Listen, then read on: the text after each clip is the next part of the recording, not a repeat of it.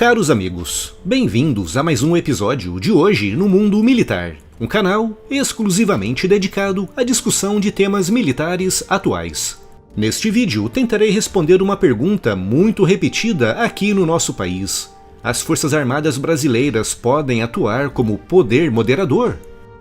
Em 1824 entrou em vigor a primeira Constituição do Brasil, dando à figura do imperador o chamado poder moderador, um poder através do qual era capaz de intermediar disputas entre os outros três poderes: o poder legislativo, responsável por propor projetos de lei, o poder executivo, responsável por governar a nação, e o poder judiciário, responsável por interpretar e aplicar as leis. Graças a esse poder, o imperador era capaz, dentre outras coisas, de dissolver a Câmara dos Deputados em caso de impasses graves, convocando outra em substituição da anterior, garantindo assim a continuidade da governação.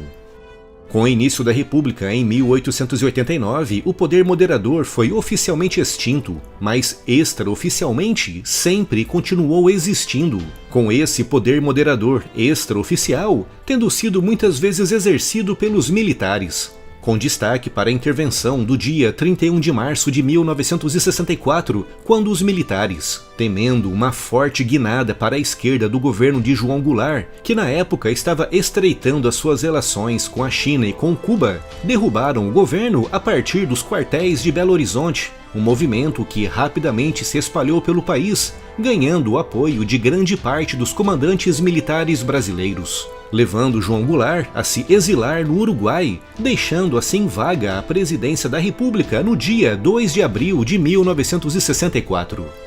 Inicialmente, os militares pretendiam se manter apenas temporariamente no poder, abrindo rapidamente caminho para novas eleições democráticas. No entanto, com o mundo mergulhado na Guerra Fria e com movimentos radicais terroristas surgindo no país, a presença dos militares no poder se estendeu por 21 anos.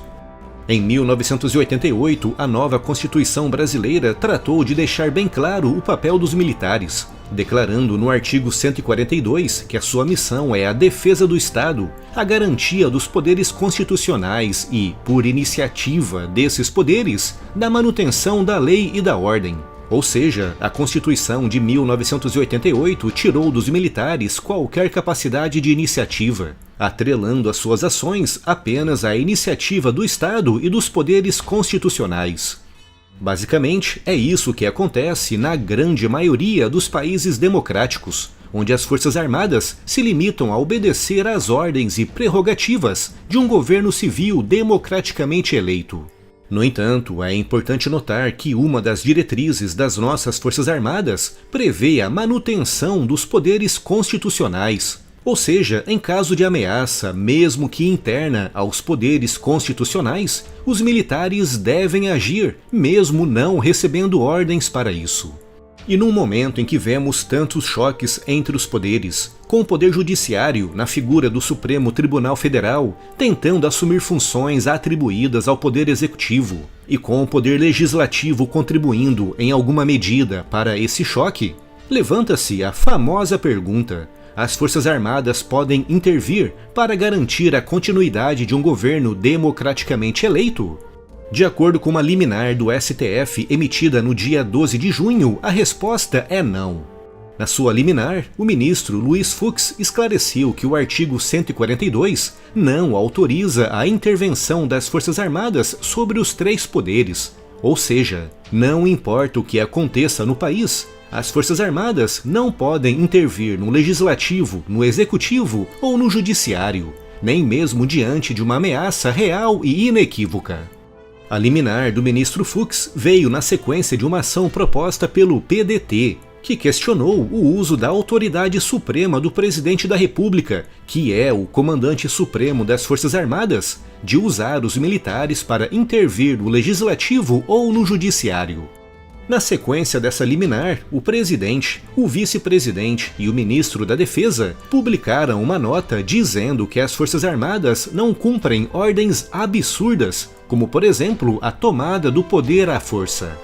Portanto, em meio aos choques entre os poderes que vemos hoje no Brasil, um desses poderes, o Judiciário, já se pronunciou, afirmando que as Forças Armadas não podem intervir, mesmo se ordenadas pelo presidente. Mas e se houver, de fato, um risco iminente de intervenção contra um dos poderes? E se, por exemplo, um dos poderes tentar ativamente derrubar um governo eleito, não seria isso um atentado aos poderes constitucionais? E se está escrito na Constituição que as Forças Armadas têm o dever de defender o Estado e de manter os poderes constitucionais, no caso que exemplifiquei aqui, os militares não deveriam intervir? Para o Supremo Tribunal Federal, diretamente envolvido nos tais choques entre os poderes, a resposta é um claro e inequívoco não. O Poder Executivo, na figura do presidente, do vice-presidente e do ministro da Defesa, também se pronunciou dizendo que as Forças Armadas não seguem ordens para tomar o poder, mas é inegável que, diante de uma ameaça real à democracia ou a algum dos três poderes, os militares podem e devem atuar. Isso quer dizer que os militares têm o caminho aberto para, como muitos dizem, invadir e fechar o Supremo Tribunal Federal e o Congresso para manter a democracia?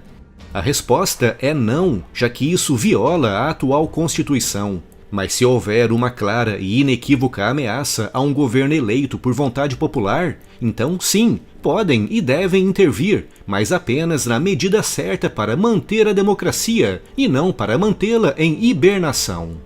Mas como isso pode ser feito e como podemos saber se a ameaça é mesmo real e inequívoca? Não sei, mas sei que a democracia deve ser preservada em caso de ameaça real, que a vontade popular deve ser respeitada, desde que não haja comprovação de crimes cometidos pelos eleitos, e que qualquer ataque contra as instituições democráticas deve ser revidado, e é também para isso que as Forças Armadas servem. As Forças Armadas não servem um governo, elas servem o povo, o Estado e a democracia. E se a democracia estiver sendo ameaçada por inimigos externos ou internos, os militares podem e devem defendê-la, já que sem democracia, sem liberdade de expressão e de pensamento, tudo o que resta é uma ditadura travestida de democracia, e o nosso país não merece isso.